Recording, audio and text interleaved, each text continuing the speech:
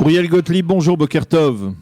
Bonjour Daniel, Je, Boker Tov. je rappelle à nos auditeurs que vous êtes le délégué général de l'Agence juive en France. Vous êtes actuellement en Israël, d'une certaine manière coincé en Israël à cause de l'épidémie du coronavirus. Je le mentionnais tout à l'heure, il y a quelques instants, dans la revue de la presse, en première page du Makor Rishon de ce matin, Tzvika Klein annonce que l'on s'apprête à l'Agence juive à organiser une vague massive, ou en tout cas à réagir à une vague massive d'Aliyah de tous les pays qui ont été durement touchés par le coronavirus, et en particulier même donc de la France. Une interview, Tzvika Klein a même interrogé Ariel Kandel, le directeur de Kalita, qui affirme effectivement que Kalita aussi reçoit des demandes d'Aliyah. Je voudrais savoir de votre point de vue, effectivement, est-ce que vous avez constaté, vos services, les shlichim de l'agence juive qui sont en France, le call center a remarqué une augmentation massive des sollicitations auprès de l'agence juive ces dernières semaines pour organiser, préparer ou s'inscrire en vue d'une Aliyah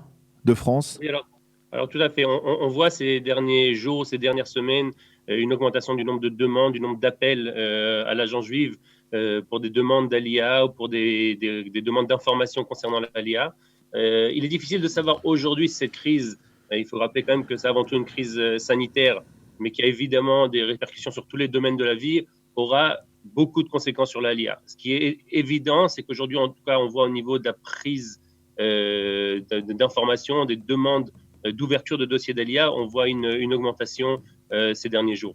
Alors, est-ce que l'agence juive est préparée au niveau structurel pour réagir, et comment, si quelqu'un veut faire son Aliyah maintenant ou dans les prochains jours ou dans les prochaines semaines ou même dans les prochains mois, par exemple cet été, comment est-ce que c'est envisageable? Est-ce qu'il y a de la possibilité tout simplement de voyager, de partir de Paris et d'arriver en Israël en tant qu'Olé Hadash?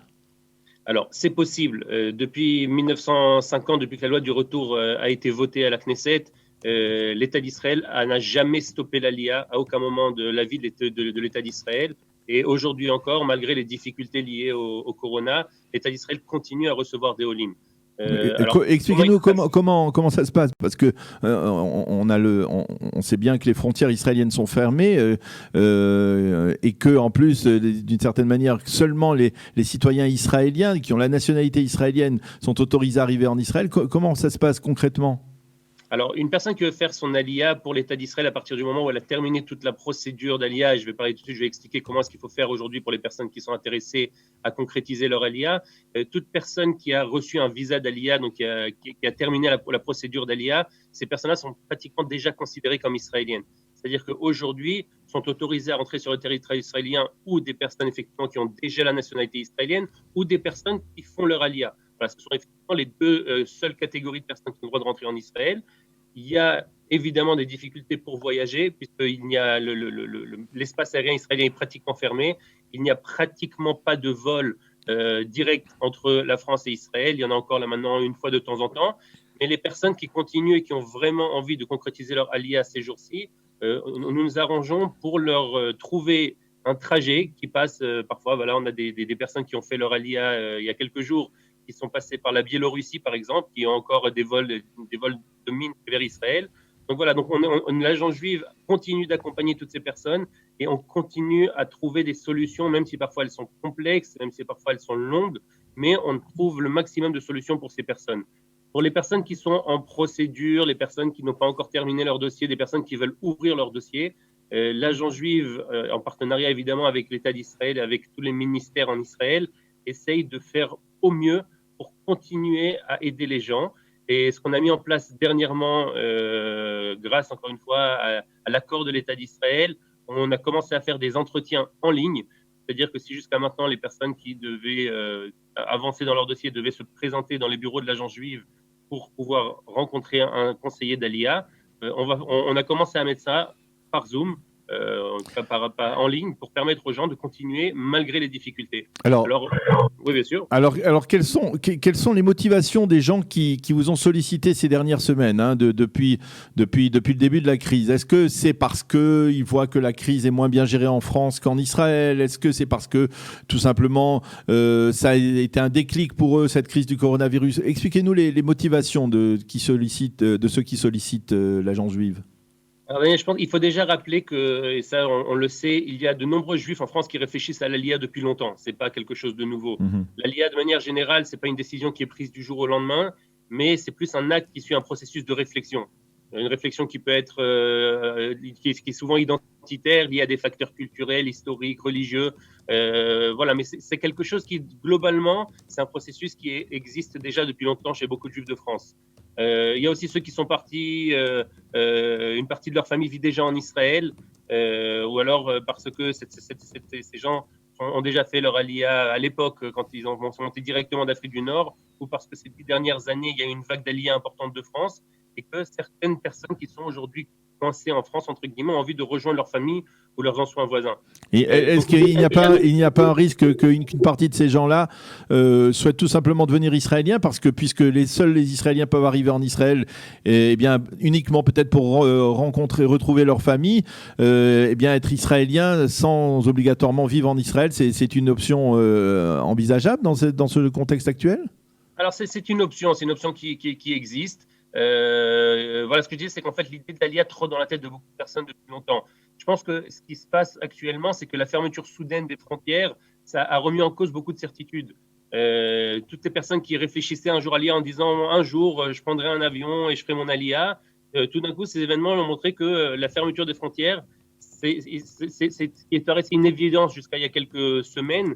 Tout d'un coup, ça l'est plus aujourd'hui. Et je pense que c'est la raison pour laquelle, dans les mois à venir, on va voir un certain nombre de personnes pour lesquelles la réflexion autour de l'ALIA existait déjà, et même peut-être déjà avancée, et la situation va accélérer cette réflexion pour concrétiser leur ALIA, de peur de se retrouver encore une fois coincés dans des situations futures, et ils n'auront plus la possibilité de concrétiser. Donc, Alors, une question, parce que on le sait, c'est la répercussion majeure de la crise du coronavirus, outre l'aspect sanitaire, bien entendu, eh bien, c'est la situation économique catastrophique. Enfin, on va dire pas catastrophique, mais difficile de l'État d'Israël. L'État d'Israël, aujourd'hui, compte plus d'1,1 million chômeurs.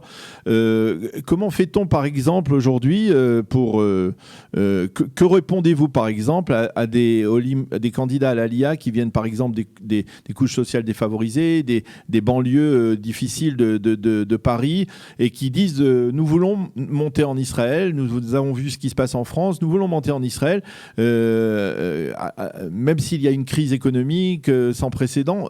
Comment vous gérez ce questionnement, cette interrogation? Est-ce que vous encouragez des gens qui sont déjà en situation difficile en France à venir en Israël également, ou est-ce que l'agence juive et les autorités israéliennes ont des réponses à apporter, on va dire même sur le plan financier, à des gens qui seraient dans cette situation et qui voudraient malgré tout faire leur aliyah? Alors, de manière générale, on encourage tout le monde à faire son ALIA. D'un autre côté, il est extrêmement important de mettre toujours la réalité en face des personnes qui se renseignent concernant Israël. La situation actuellement est complexe, la situation est difficile partout dans le monde, pas seulement en Israël. Mais d'un autre côté, on a des discussions quotidiennes avec l'État d'Israël, avec les associations d'aide aux Olim, évidemment avec l'association Kalita aussi, pour essayer de trouver le maximum de solutions pour les Olim. Voilà, ces derniers jours encore. Ça peut être, par exemple, l'ouverture d'une sorte de merkaz Eklita qui puisse... Voilà, exactement. Voilà, on est en train d'essayer de mettre en place là maintenant. On a des dizaines d'appartements dans des merkaz Eklita qu'on va proposer aux Juifs de France et aux Juifs du monde entier d'ailleurs, mais on parle là maintenant essentiellement au public francophone. Donc, on va mettre en place l'ouverture, enfin, qui existe déjà, mais en tout cas des merkaz Eklita pour des Olim de France. Il faut malgré tout se rappeler que ces solutions sont des situations à court ou à moyen terme, c'est-à-dire que même s'il y a un merkaz Eklita dans lequel on pourra s'installer pendant 6 mois ou pendant 1 an, il faudra quand même pendant cette période-là que les personnes s'intègrent en Israël, apprennent l'hébreu, prennent un métier, puisqu'on met en place aussi des formations professionnelles qui existaient déjà avant, et on va essayer de les renforcer. Est-ce que par exemple, lorsque vous parlez de formation professionnelle, ça se fait par exemple en contact, en coordination avec par exemple le hub de l'emploi ici à Jérusalem ou à Tel Aviv de Kalita? Alors, par exemple, ou alors, on a par exemple aussi ce qui était prévu, et on va le renforcer là maintenant, ce qu'on appelait des aliyot clés en main, c'est-à-dire qu'on s'installe dans un merkaz Klita, on fait une formation sur place au merkaz Klita, et à la fin, on termine évidemment dans des domaines, dans des métiers qui sont plus ou moins ouverts en Israël et dans lesquels il y a du travail. Et donc, ça permet aux personnes de faire l'ulpan, d'apprendre un nouveau métier et d'avoir, si Dieu veut, un emploi à la clé. Donc voilà, donc on va continuer à mettre ça en place. On va aider aussi les personnes qui sont dans des situations un peu plus complexes en France. On va essayer de les aider à s'intégrer en Israël. Israël, il faut se le rappeler, est souvent aussi un pays d'opportunités. Et même si la situation n'est pas toujours simple et pas toujours facile, quand on a la volonté de s'intégrer, on a la volonté d'apprendre, on a la volonté d'avancer, en Israël, tout est possible. Alors, est-ce que aujourd'hui, on est à la veille de la formation d'un nouveau gouvernement. On pense savoir qui sera la prochaine ministre de l'intégration. Elle est d'origine de la communauté des Juifs d'Éthiopie. Tamano Shata, c'est probablement elle qui sera ministre de l'intégration et de l'Alia aussi. Ça s'appelle l'intégration et l'Alia. Est-ce que on peut s'attendre de la part du gouvernement qui va devoir faire face à cette crise économique à des budgets tout de même substantiels pour les Olim Hadashim? Comment les intégrer aussi? Est-ce que finalement le ministère de l'intégration a la capacité d'intégrer ces Olim sur le plan professionnel, du logement également, les pôles d'intérêt? La crise actuelle, pardon, excusez-moi. La crise actuelle, je pense, c'est une crise. Ouais. Ça fait longtemps qu'il n'y a pas eu de pandémie dans le monde et c'est difficile de répondre à l'avance, de savoir comment est-ce que les pays vont gérer ça. Pour l'instant, on a pu le voir, Israël a géré la crise de façon extraordinaire et je suis plein d'espoir qu'Israël va continuer aussi au niveau économique à trouver des solutions pour permettre au pays de continuer à avancer. Je disais tout à l'heure, depuis 1940, depuis 1950, depuis le vote de la loi du retour, l'État d'Israël a toujours poussé les Juifs du monde entier à venir s'installer en Israël. L'État d'Israël a toujours mis en place des budgets depuis le premier jour, malgré toutes les difficultés que l'État d'Israël a eu à gérer depuis sa création, a toujours mis des budgets pour encourager l'Alia des Juifs de France et du monde, et pour les aider à s'installer. Je suis plein d'espoir qu'avec le nouveau gouvernement aussi, et malgré la crise actuelle qu'on est en train de vivre, l'État d'Israël va aussi allouer des budgets conséquents pour l'Alia et l'intégration des Juifs du monde entier et aussi de France. Alors concrètement, pour ceux de nos auditeurs qui sont en France et qui envisagent donc sérieusement de faire leur Alia, les bureaux de l'agent juif sont pour l'instant fermés. Vont-ils rouvrir? Comment vont-ils rouvrir? Quelle sera la procédure à suivre pour les prochaines semaines? Alors, de façon très simple, déjà, on a un numéro de téléphone qui est ouvert toute la semaine. Je peux donner le numéro de téléphone. Vous pouvez appeler le 0800 916 647.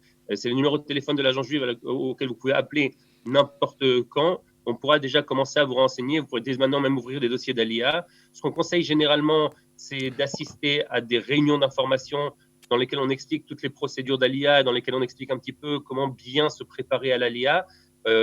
Ces jours-ci, en raison des consignes de sécurité, ces réunions d'information ont lieu en ligne. Donc, vous pouvez rentrer sur le site internet de l'agent juif, vous pouvez taper sur Google agent juif réunion d'information et vous trouverez la liste de toutes les réunions d'information qu'on propose. Sur Zoom, c'est-à-dire par Zoom, oui, tout à fait, c'est en ligne, c'est par Zoom. Il suffit de se connecter et de suivre ces réunions. Et suivre des réunions, poser des questions en ligne. On est là pour ça. D'ailleurs, la plupart sont aussi retransmises sur Facebook. Donc, vous pouvez aussi voir sur la page Facebook de l'agent juif, vous pouvez aussi suivre nos réunions d'information. Et à ce moment-là, effectivement, nos bureaux sont fermés pour l'instant en raison des consignes de sécurité en France. On espère que le 11 mai, si jamais il y a effectivement un début de déconfinement en France, on rouvrira nos bureaux. Mais de toute façon, comme je l'ai expliqué tout à l'heure, on a tout mis en place pour pouvoir continuer la procédure d'ALIA à distance, puisqu'on peut faire des entretiens en ligne, on va chercher les documents originaux chez les gens, on envoie quelqu'un qui va chez les gens pour récupérer leurs documents originaux, pour vérifier que le dossier est complet. Donc voilà, on a tout mis en place pour permettre aux gens de continuer à s'organiser au mieux pour leur ALIA. Après, la question de vol, de savoir quand est-ce qu'on va pouvoir concrétiser au mieux cette ALIA, ça va dépendre de la manière dont ça va évoluer en Israël, quand est-ce qu'Israël va décider de rouvrir son espace aérien. Mais on espère vraiment que d'ici les prochaines semaines, on aura de nouveau une possibilité simple de venir s'installer en Israël, en sachant qu'aujourd'hui, une personne qui fait son ALIA ces jours-ci, lorsqu'il arrive en Israël, il doit rentrer en quarantaine obligatoire dans un hôtel. Pour l'instant, ce sont les consignes israéliennes. Voilà, dans un hôtel. Le fait d'arriver en Israël, comme j'expliquais tout à l'heure, n'est pas toujours simple, il n'y a pas de vol direct, mais on essaye de tout faire pour aider, comme je disais, et on trouve des solutions pour toutes les personnes qui veulent concrétiser leur Aliyah. Alors avant de terminer notre entretien, je vais vous demander de redonner ce numéro de téléphone qui est important pour les gens qui voudraient donc rentrer, ouvrir un dossier, ou en tout cas prendre des renseignements pour ouvrir un dossier. Redonnez-nous-le, s'il vous plaît. Alors le 0800 916 647. Vous pouvez nous appeler à n'importe quel moment. Je vous conseille aussi de suivre sur la page Facebook de l'Agence Juive ou sur le site de l'Agence Juive, parce qu'on organise sans arrêt, comme je disais tout à l'heure, des réunions d'information. On va avoir par exemple dimanche aussi une session de questions-réponses. Si les gens ont des questions à nous poser sur des sujets bien précis, on sera là pour y répondre. Donc n'hésitez pas de nous appeler, n'hésitez pas à rentrer sur notre page Facebook, sur notre site internet, ou sur notre Instagram. Toutes les informations y sont et on est là pour répondre à toutes vos questions. On a énormément de gens qui sont là pour vous aider, pour vous accompagner malgré la situation. Eh bien, merci beaucoup, Uriel Gottlieb, délégué général de l'Agence Juive en France, d'avoir été avec nous ce matin sur Studio Kalita pour toutes ces informations précieuses. Pour ceux qui envisagent de faire leur Aliyah dans les prochaines semaines ou les prochains mois, c'est donc possible, même si c'est plus difficile qu'en temps normal, mais en tout cas, c'est possible. Merci d'avoir été avec nous et à bientôt. Bonne Shabbat Shalom. Merci Daniel, Shabbat Shalom et une bonne santé à tous les auditeurs. Bonne santé également. Merci.